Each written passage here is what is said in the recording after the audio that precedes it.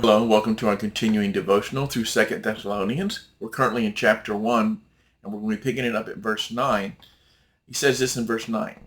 They refers to those who rejected the gospel, who've been hostile to Christianity, who've willfully been ignorant of God.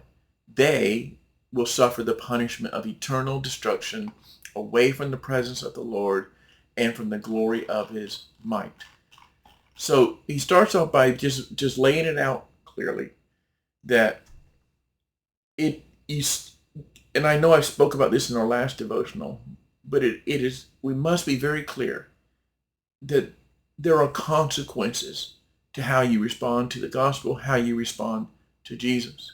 And if you reject, and I don't mean you necessarily have to forcefully reject, if you just are indifferent, if you don't respond to God's call and God's command for you to trust in Jesus Christ, it is not without impact on your eternity. And it says here, those who've done that, will suffer. There's going to be some kind of pain, whether that's emotional, physical, spiritual. We're not giving details, but they will suffer. It will be painful. The punishment, the judgment of eternal destruction. Eternal means it's not going to end. There's debate about whether it's eternal consciousness or not. I don't have time to go into that, but here's the point. This is not like, okay, you get 3 months in jail and then you get to go out and enjoy your life. This is forever and ever and ever.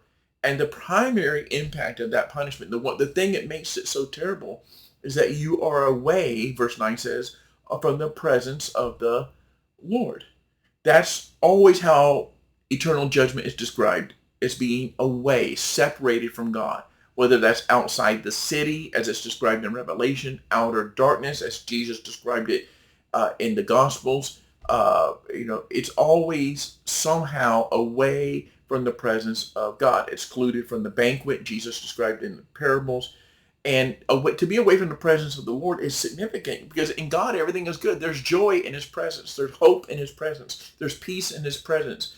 Everything good is in God's presence. To be away from the presence of the Lord is to be away from everything good. There's a serious issue that is at stake. Now, having said that, he doesn't end at verse 9. He goes on to say the other option.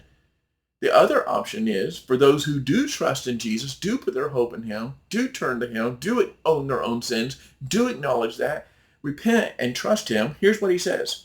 When he, verse 10, 2 Thessalonians chapter 1, verse 10, when Jesus comes on that day to be glorified in the saints and to be marveled at among all of those who have believed because of our testimony to you was believed. So while one group is away from him in outer darkness, eternal destruction, the other group is glorified in him, marveling at him, close to him, seeing him face to face, enjoying his blessings and his favor, experiencing the joy of being in his presence in the closest possible way because they have believed, they've trusted, they've responded to the testimony or to the gospel that was proclaimed.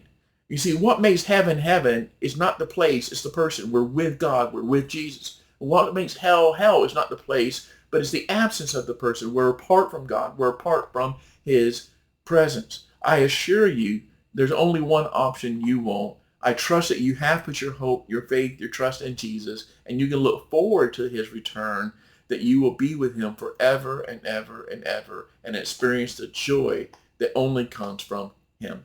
Have a blessed day.